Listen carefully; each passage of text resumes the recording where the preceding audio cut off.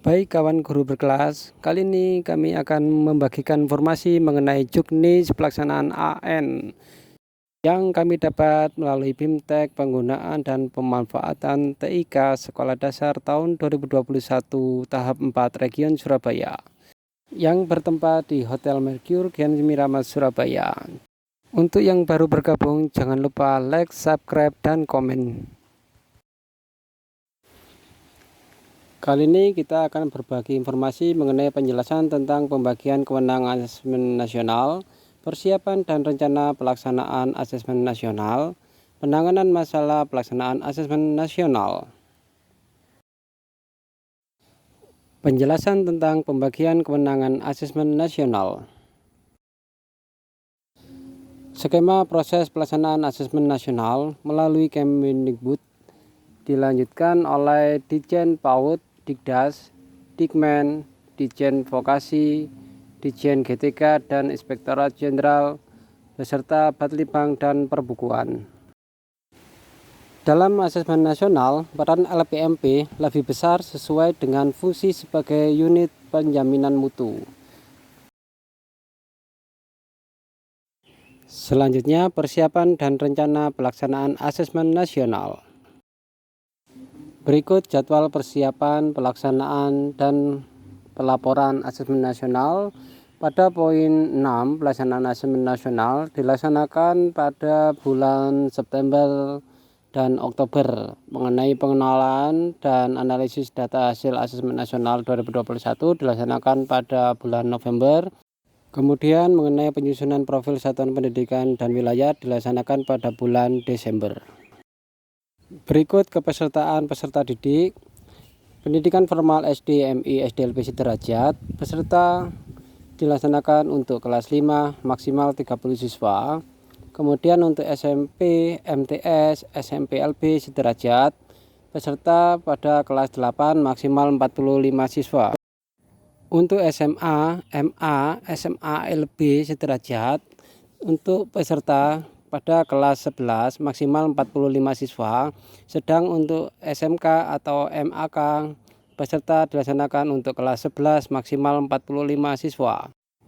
Selanjutnya untuk program kesetaraan, paket A dilaksanakan pada kelas 5, paket B dilaksanakan pada kelas 8, sedangkan untuk paket C atau ulia dilaksanakan pada kelas 11.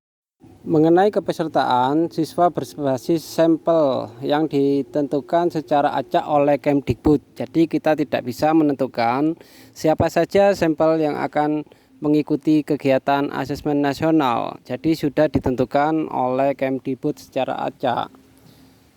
Kemudian tambahan 5 siswa untuk cadangan, SPK dan SILN yang sudah memperoleh izin operasional mengikuti asesmen nasional. Asesmen nasional diikuti oleh siswa berkebutuhan khusus di sekolah inklusi yang mampu mengerjakan asesmen secara mandiri.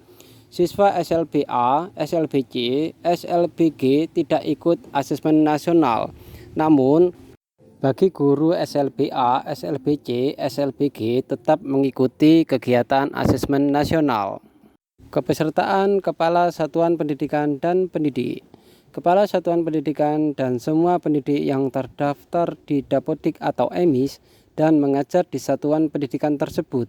Apabila terdapat guru yang mengajar lebih dari satu satuan pendidikan, maka mengisi survei lingkungan belajar di setiap satuan pendidikan yang diajar.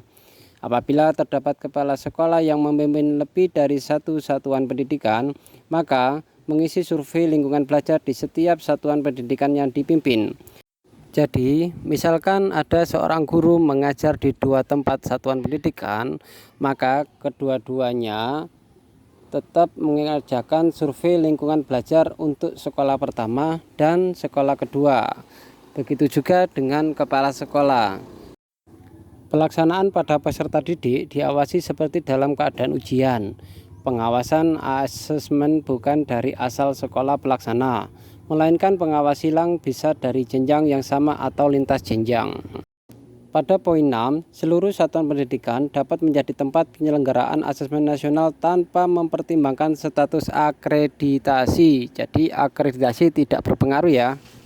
Pada poin 7, pelaksanaan survei lingkungan belajar pada kepala sekolah dan guru dilakukan mandiri tanpa pengawasan, baik saat jam pelajaran AN atau di luar jam pelaksanaan sesuai kurun waktu pelaksanaan AN di tiap wilayah.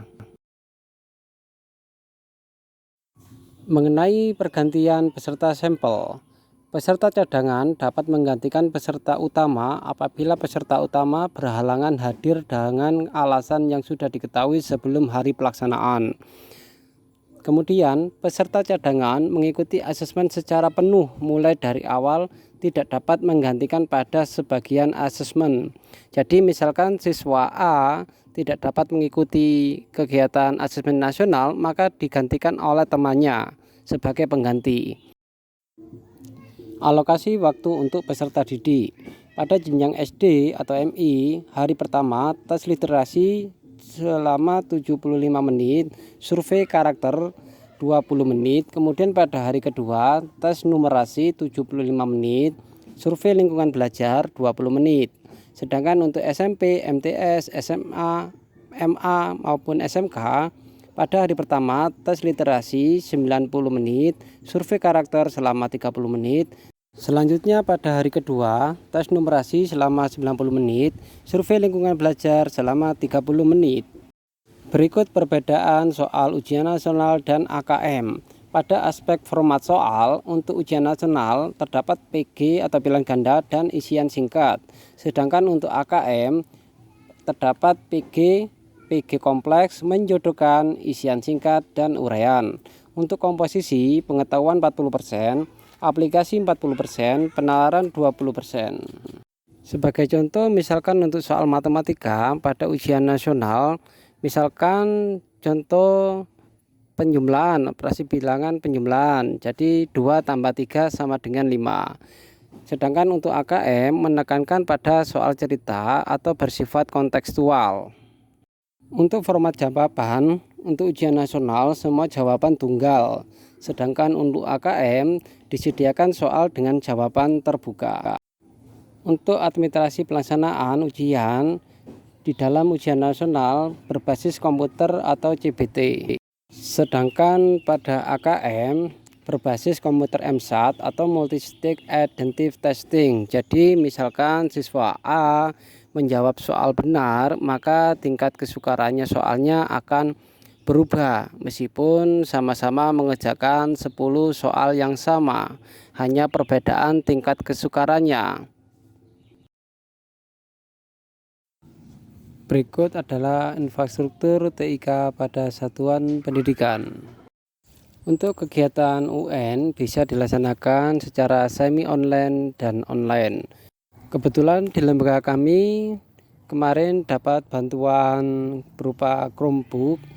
Jadi pada Chromebook bantuan tersebut sudah terinstal Asam Browser Client. Pada pelaksanaan asesmen nasional secara semi online, bandwidth internet cukup 1 Mbps untuk sinkronisasi saja. Namun berbeda dengan kegiatan secara online. Pada asesmen nasional secara online, minimal bandwidth internet sebesar 12 Mbps per 15 komputer.